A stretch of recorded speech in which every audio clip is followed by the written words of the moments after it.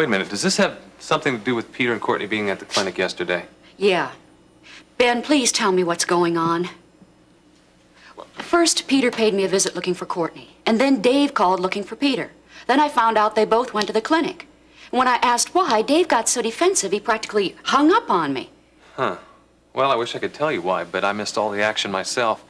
This woman collapsed over at the laundromat across the street, and I had to go over and take care of her. When I got back, I found out something had happened, but when I questioned Dave about it, he wouldn't say anything. I take it from all this you haven't talked to Peter about it yet. No, he came in late last night. I tried staying up, and it got to be around 1:30. I just gave up and went to bed. You know, I think maybe he did that on purpose. You're right. Because I didn't want to face an inquisition like this.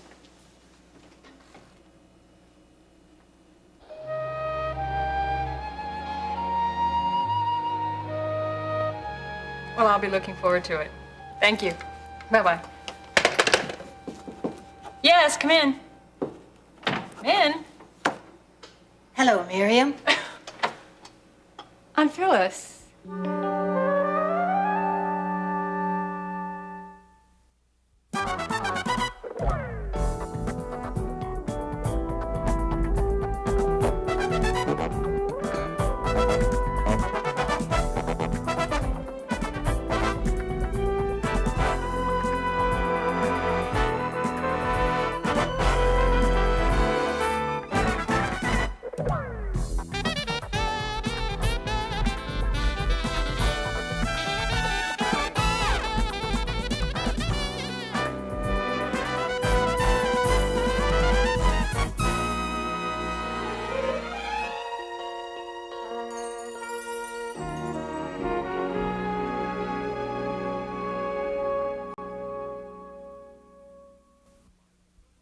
You know, you've gotten into a bad habit of doing that a lot lately. Doing what? Assuming what other people are going to do. Maybe I'm just Hey, becoming... Peter, look, don't be stupid. Now, you just give us an adult statement, give us a chance to make an adult response. I went down to the clinic yesterday. I was doing some research for one of the reporters, and it was on public health in the school system. And, well, I wanted to see you, but you weren't there. Anyway, I was working along, and I heard a familiar voice talking to Dr. Phillips. It was Vaughn Sumner. Now, fortunately, he didn't see me. But come to find out, he's been going down to the clinic because he's got a little problem that he wants to keep quiet. I found out because I saw his chart. Please say you didn't do that. Don't try to get me to apologize. That's what Dr. Phillips wants me to do. Peter, don't you understand what you did? Don't you understand what Sumner did? He gave you guys a fake name. Now he's trying to lie to Courtney and marry her under false pretext. All right, that may all be true, but the doctor-patient relationship is one of confidentiality and mutual trust. And if we doctors can't maintain that trust, then it totally destroys the entire healthcare system. What about the trust between a husband and his wife, huh? That's more important. Now he's trying to marry her and get her into some miserable relationship. He's sterile and impotent. She thinks she's gonna have kids with him. All right, granted. His actions are hurting Courtney, but yours are violating his right to privacy. Now, you may think you've earned that right, but believe me, Peter, you have not. I'm trying to save Courtney. Am I the only one to see that? No. Thank you. You don't approve of this. I just want to hear the rest of the story before I say anything. What did you do with the information, Peter? I confronted Vaughn with it. I told him not to marry her, and he dared me to stop him. So then you went to tell Courtney? Yes. I tried to get Dr. Phillips to back me up on it, but he wouldn't. Don't you understand? I'm doing what's right. No, Peter. What you did was wrong. Well, have a seat and let me take your coat. Well, I'll keep my coat, thanks. I feel a little chilly still. Well, when did you, Well, last night. I had not heard a thing. No one had told me at all. Well, that's because no one knows but you, so far. I don't understand. Oh, where to begin? Well, it seems the Alzheimer's disease is in remission. Well, I know that isn't the proper term, but that's the best way to describe what's happened. And since it is, and my daughter's getting married today, I wasn't about to stay cooped up in that high-priced, padded cell. Oh, Don't be shocked, Miriam. That's the best way to describe it. That's what it is. So you just left? I think escaped would be more accurate. Oh, really? Oh, Miriam. I'm all right. Well, except for a few moments of disorientation. Look at me. I've done more in the past 12 hours than I have in the past 3 years. Well, I must admit, I'm a little curious as to how this all happened. It must not have been easy. And besides, how did you ever find me here? Well, it was a little like being a freshman at Foxcroft again. Out the window and over the wall. Really, over the wall? No, well, almost. I got a taxi home and did some hurried packing, and I barely made the flight here to Kingsley, and it was much more difficult finding you. I failed at all the conventional methods, and I finally had to get on the phone and call your father's office, pretending to be a college classmate. I practically had to beg them to give me any information as to where I might find you. And they finally gave me this address, and here I am. Not bad for an over-the-hill society matron, would you say? I'm impressed. I'm very impressed. But more than that, I'm just happy to see you. Haven't you been wondering why I came to see you first? Yes, that thought did cross my mind. I need an ally, Miriam. I'm afraid my sudden appearance isn't going to make very many people happy. That's not true. Courtney is going to be thrilled to see you. Maybe. Maybe not. I may be forced to do something that she won't like. Peter, I understand why you did it. I really do. And I'm sorry if this is so painful Thanks, for Mom. you. I don't need any of your pity. No, only our unqualified approval. Peter, listen to yourself. What you're doing is making a case for the ends justifying the means. Does it have to be a bad connotation? Yes, it does. Because anything won through deceit is doomed to fail. I kind of find this hard to take here. This is the same guy who lied to my Aunt Nancy about dropping this lawsuit. That was different. How? I'll tell you how. She gave me permission to prove what Dan Myers really was. I don't believe that now, and I didn't believe it then.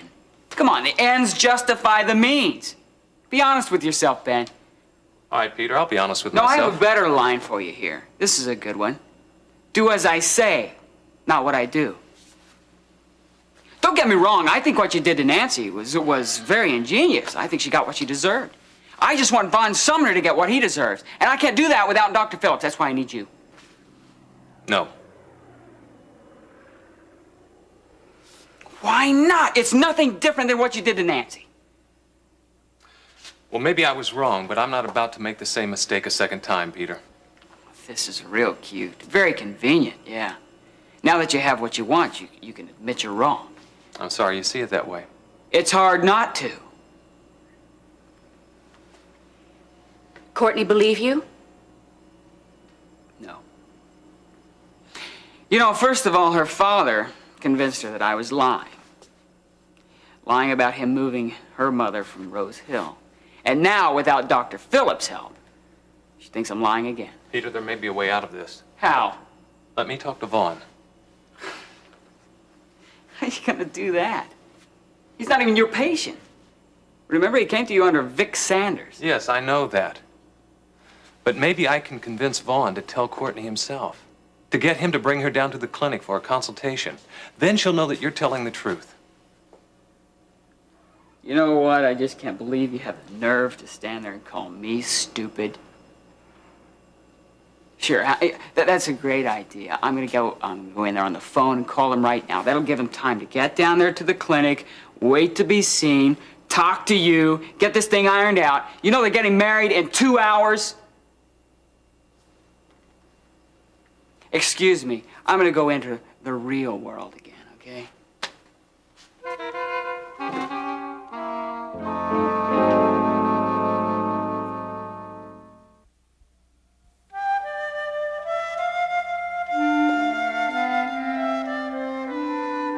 Now, I'm sorry. I should introduce you here. Mrs. Lucas, I'd like you to meet Courtney's mother, Phyllis Carpenter. And this is Mrs. Lucas, my father's housekeeper. Courtney's mother? How do you do, Mrs. Lucas? Oh, I'm pleased to meet you, Mrs. Carpenter. Mrs. Lucas? Oh, she won't be long. She left early this morning. May I take your coats, please? Yes, thank you. Would you... Oh, no, not mine. I'll just keep it. Would you like to go inside? Would you like some coffee or tea? Tea would be lovely, thank you. Oh, I won't be long. Have I ever been here before? No. I didn't think so, but still. No, of course I haven't. Are you all right? Oh, yes. There was just a moment there when I'm quite all right. Now, Miriam, I don't want any more excuses. I want to know what it is that no one will tell me about Courtney and Vaughn. And how does Peter Davidson fit into their relationship? I think I've told you too much already. I want Courtney to be the one to explain this. Miriam, there simply isn't any time to waste. Now, please answer my question. I don't know, Courtney and Peter. When she came to see me 2 months ago, she said she was in love with him. I think that's possible, yes, but again, I would just be uncomfortable saying anything more, so please, ask Courtney. I will.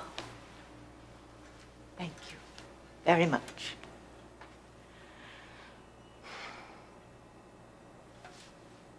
What I have to say to Courtney may not be so painful after all. I guess the simplest way to say it is until hospital policy changes, those resources are simply not going to be made available to the public. Does that make any sense? No, but it will when I rework it. Well, maybe if I said that it would... No, Terry. I was only joking. It's fine. Glad I got that out of the way. What was I saying about the Darslum Bible now? I think you said something about Sergeant Brubaker thinks that the bomb may have been intended for Russ. Yeah. But actually, it was Russ that had that assumption first. And it does make sense. It's a good thing that Paula got the thing out of there before the bomb was connected. But unfortunately, Lance still has the Bible. Maybe not. You know, I have a theory that we're going to catch him because of it. This guy has his eyes set on $1 million+ ransom. That should keep him in the area. Hopefully his greed will keep him a little bit off guard. You know what I mean? So, wow. Terry, can I use your phone? Oh, sure, go ahead. Oh, good. Say, did thanks. Paula say anything about where he was? Well, she said that he was in a houseboat someplace. We talked to Jeremy about that, and Jeremy said the same thing. But Paula said he keeps moving around in the boat. Carla, answer the phone. Lady, come on. Oh, yeah, and John Brubaker checked out some of the areas that Paula was talking about, and of course he didn't come up with anything. Why, of course. Because I have a funny feeling that Paula is still going along with Lance. That's just the way I feel about it, and if she is, I think she's putting herself in a very dangerous position with him. Well, so much for that. Gene, what's going on with you and Carla? Oh. Well, I was just trying to call her then to take her out to lunch. But, I don't suppose you'd be interested. Only if it's someplace spectacular, like, Coquille Saint-Jacques at Maxime's in Paris. Well, how about corned beef at Walter's over on 23rd? That sounds good, too. But, I've got a staff meeting in an hour I gotta get ready for. Thanks anyway. Boy, tough getting lunch date these days. Thanks for the interview, and you'll probably see it in the local section of tomorrow's paper, okay? I was hoping it would make the front page. Really? Well, you can keep hoping. The way things have been going lately with the news, you just might be getting it, lady. See you later. Okay, Gene. Bye-bye. Bye.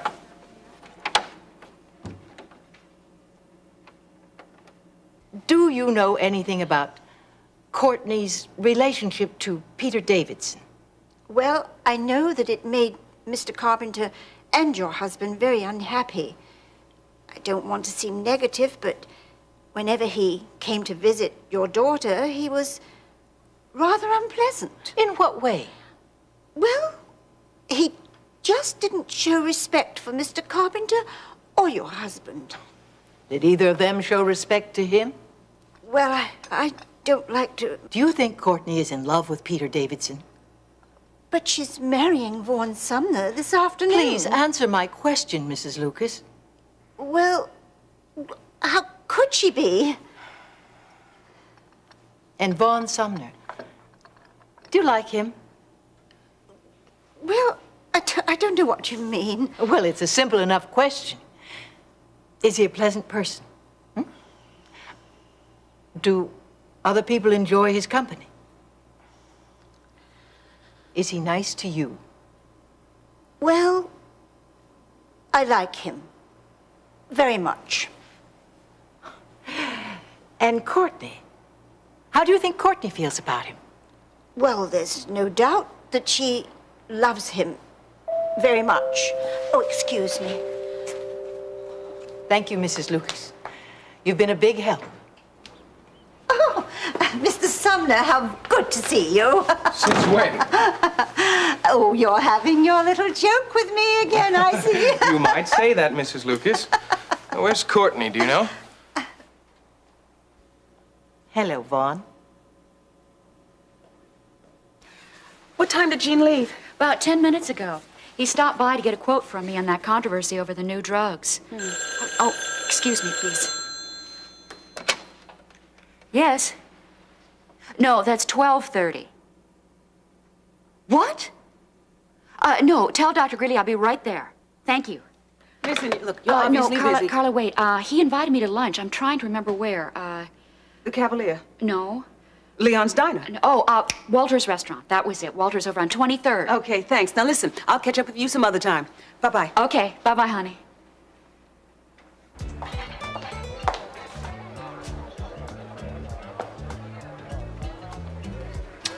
Well, haven't you heard that dining alone is bad for digestion?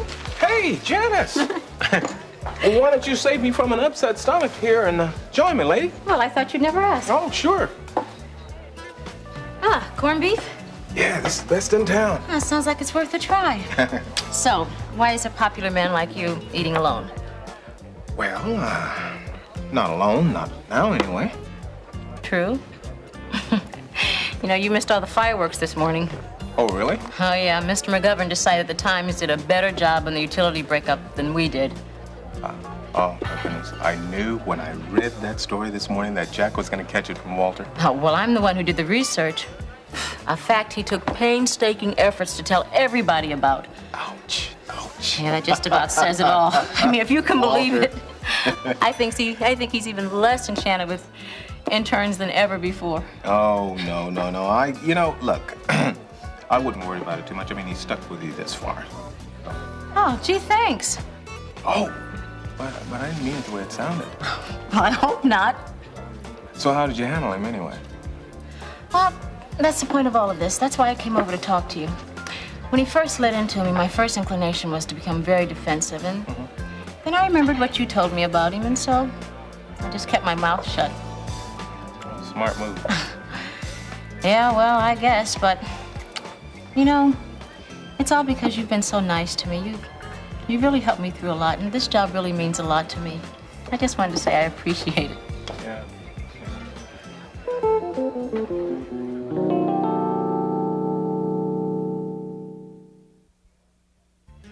Walter, you have to get to know him. He's a lot of bark. I'm telling you, he's really not a bad guy. Hey, Carla, what a surprise, I baby. would think it is. Carla, listen, I'd like you to meet Janice, right? I think I know enough about her already. Thank you. Carla, listen. Have you ordered yet, Miss Wright? Why, no, but I was just Well, going I to, and really hate to do this to you, but there's something very important that my husband and I should discuss, and it really should be discussed alone. Sure. Jean, I'll see you back at the office. It was nice meeting you, Mrs. Redline, and you know, Jean really does talk an awful lot about you. I'm sure he does.